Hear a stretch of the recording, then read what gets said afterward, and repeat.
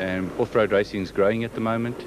With the Total Super Series is going to be fantastic. So this is a growing sport. Volmerons recorded the fastest time, but the big surprise was the performance of Marius Burain in the nimble Golf-powered Mighty Mag single-seater, which claimed third. Friday's route saw the field head northwest to the designated service point and then complete another loop of 250 kilometers before the overnight stop. An early start saw teams gather at the start before the sun had risen, and despite the chill, some spectators were brave enough to wear shorts. The dubious honour of starting first went to Volmerons, with the rest headed by Schilling, following at 30-second intervals.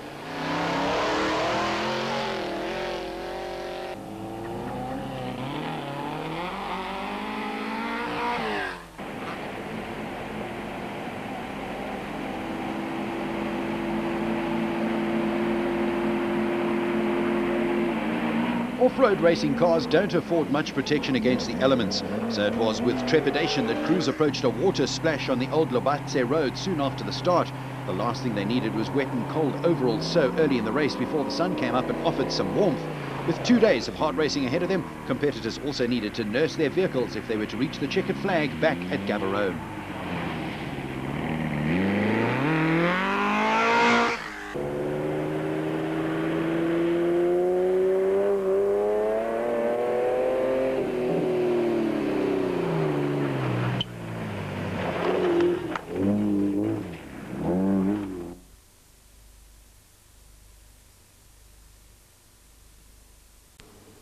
By the time the quad races were due to set off, the sun was beginning to show its welcome face, and the BRECKLEs received some last-minute encouragement at the head of the queue.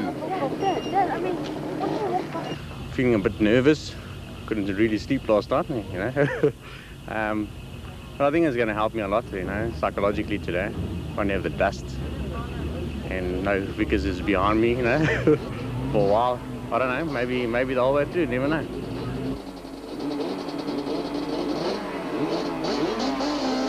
Aggressive getaways by Paul and Peter on their Brasco Refrigeration Yamahas amused the local constabulary, and one wonders whether they were calling for reinforcements or just telling their friends.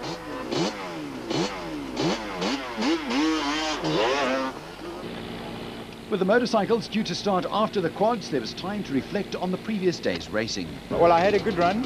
I had no dust. I was the first bike away, but I kept overshooting turns. I thought the markers were too close to the corners. And I guess I rode harder to try and make up time, but I'm happy to be third, and I'm actually glad I'm starting where I am.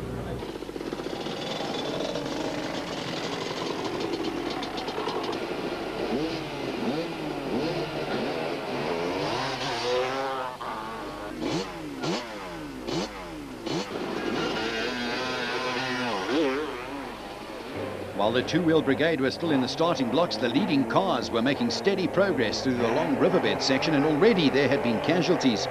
Schilling had parked his race car with gearbox problems, and Colin Frankenberg retired his 4-sticks Range Rover after hitting a tree. Reinecker had moved up to second, but had Nardis Alberts and Warren Klaassen chasing him in the Rapsa race car.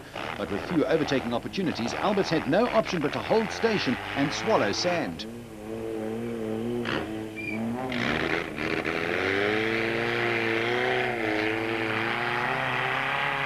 The Italians Derek Pinoy and Craig Jackson had started ahead of Alberts, who got by when they had wrong slotted earlier. It was a bad start to the day for Marius Burain, who found himself battling to select gears, and he was losing ground rapidly to his bigger engined rivals. There were no such problems for the Chepex, who had the peaky Porsche motor in full cry as they floated the Class BV Motors Epson Raceco across the sand in the fast sections.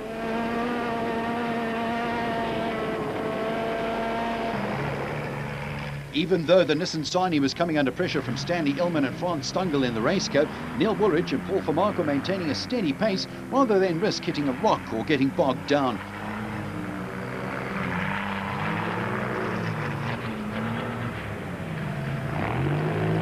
Dry riverbeds are every racer's nightmare, especially after recent rains when there are pools of water which could have submerged rocks and other obstacles hidden in them.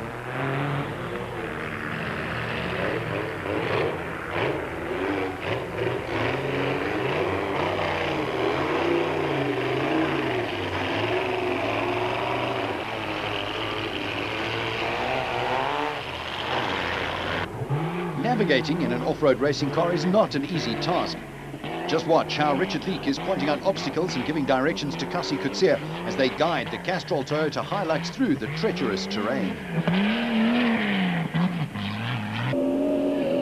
One side of the riverbed, drivers were on the constant lookout for wandering cattle as they powered down thorn-lined tracks and negotiated narrow gates. Contrary to his misgivings about a racing car that had never turned a wheel before the race, Carolyn had made up a lot of ground and had closed up on COETZEE. His only problem so far had been an overheating gearbox in the river.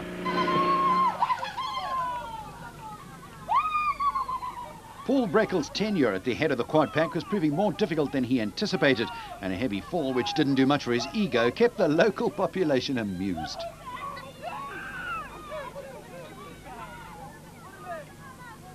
Despite winding himself in the tumble, he was able to get mobile without too much delay.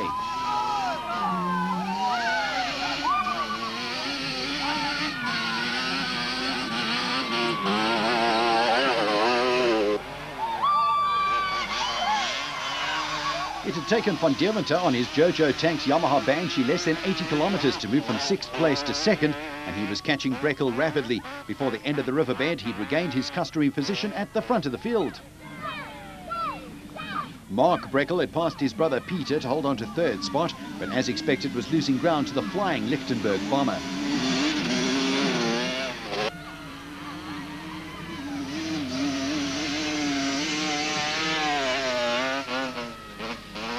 Having a constantly variable transmission proved to be an advantage in the sandy conditions, and it wasn't long before COETZEE had moved into the top 6 with the torquey single-cylinder Polaris. Kevin Pereira, on the other hand, found the narrow power band of his twin-cylinder Yamaha Banshee hard work. Nevertheless, was flying considering the fact that he set off in 11th place.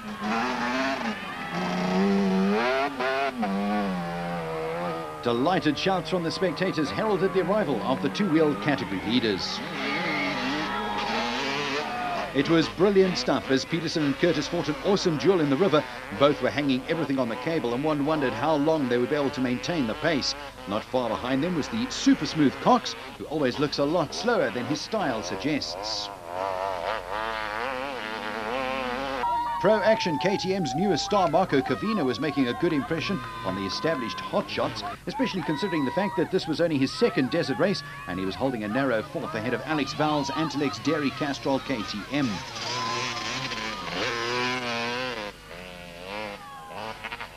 Kevin Fisher, who hails from Honeydew, was next along on his Montage Team Pro-Am KTM and was being chased hard by 200cc class leader Clayton Ensign aboard the FMF Racing Kawasaki KDX 200.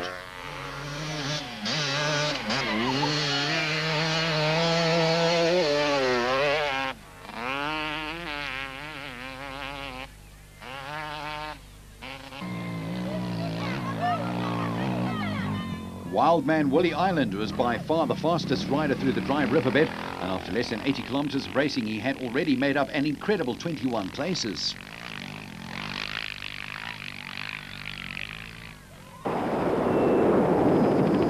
Meanwhile, out in front of the car field, it was still local driver JJ Volmerons leading comfortably. Local knowledge or not, he was still driving quicker than anyone else, but not for long. Soon after the service stop, they were limping home with a blown motor.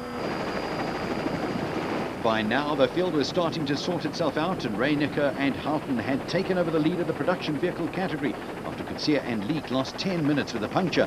When Volmerons retired, the Bankman Toyota found itself leading overall. Finding the route through the dense thorn bushes was not always easy, though.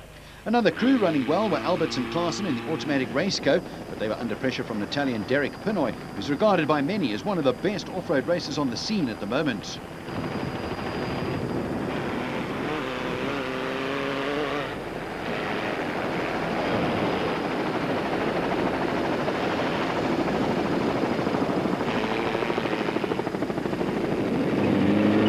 Despite having been stuck in 2nd gear for almost 100 kilometers, Marius Berain was still running in the top 6 and holding on to 3rd in the now rather decimated special vehicle category.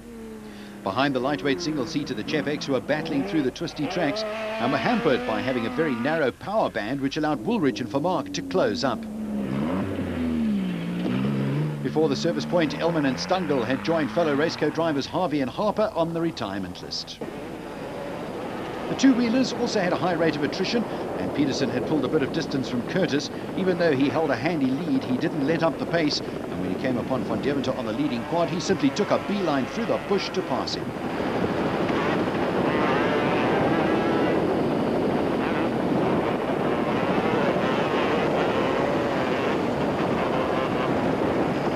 Kalahari Sands can be very unforgiving, and next to find themselves stranded a long, long way from home were locals Noble and Cooper. There was a close battle for second in the bike category, but the relatively young Daryl Curtis on the AGA Panasonic Pro-Action Castrol KTM was still managing to hold off the maestro Cox, who has almost a decade more experience. Cox has competed in several overseas events, and the Springbok has always acquitted himself well. What great shots from cameraman Trevor Taylor.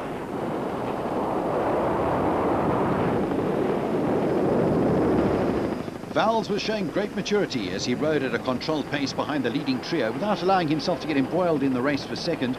A very sensible approach for a 22-year-old, and rather than take risks, he picked his moments to overtake cars.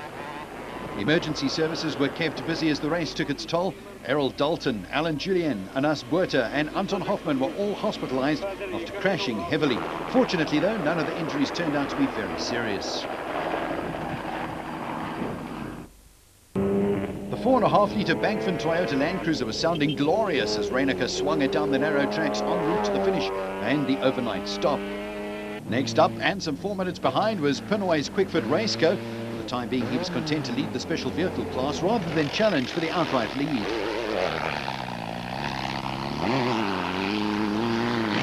Bahrain's gear selection problems were getting worse, and he overshot corners as he fished for suitable gears. Fortunately, the small Mighty Mag was so quick through the tight sections that he quickly made up for any mistakes. With low-lying branches bouncing off the windscreen protection bars, COETZEE was driving with verve in a vain attempt to make up the 10 minutes he'd lost earlier with a puncture. But no matter how hard he tried, he just wasn't making up ground.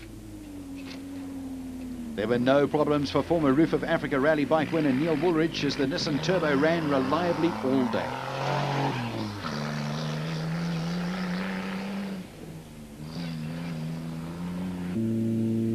There was a nasty scare for Alberts and Klaassen when their Raceco suddenly lost oil pressure and they stopped immediately to investigate.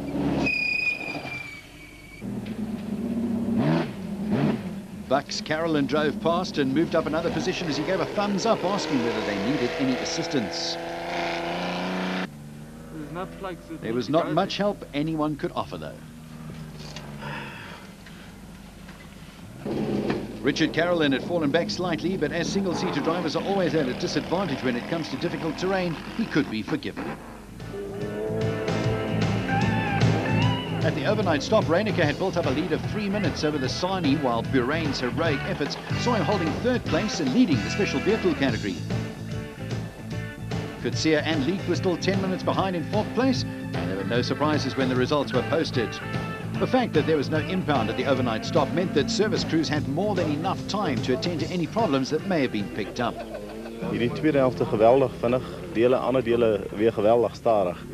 Dis omtrent 30, ek sou sê 40 kilos wat ons omtrent gemiddelde spoed van 25 km/h gedoen het.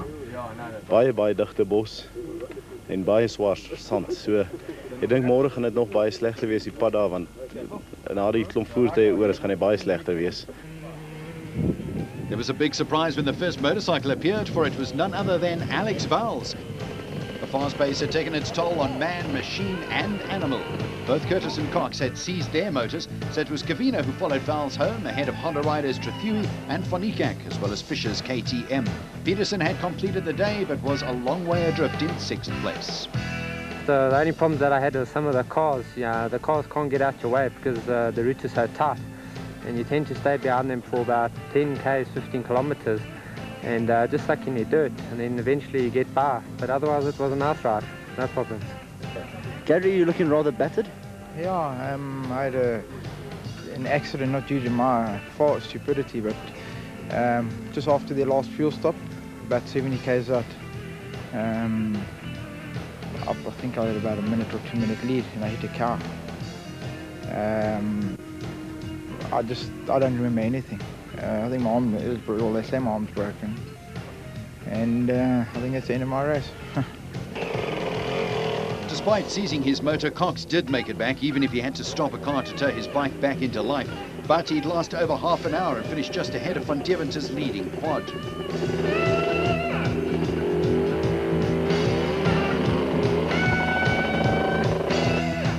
When Van Deventer says he's taking it easy, you know the word doesn't exist in his vocabulary. He finished a whopping 1 hour and 8 minutes ahead of COETZEE after Peter and Mark BRECKLE had crashed out.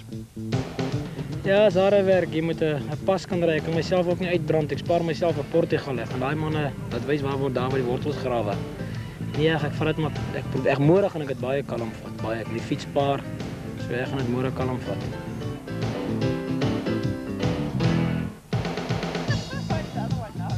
With the day's racing behind them, it was time to set up camp, light the fires and catch up on the trials and tribulations of fellow competitors before trying to get in a good night's sleep.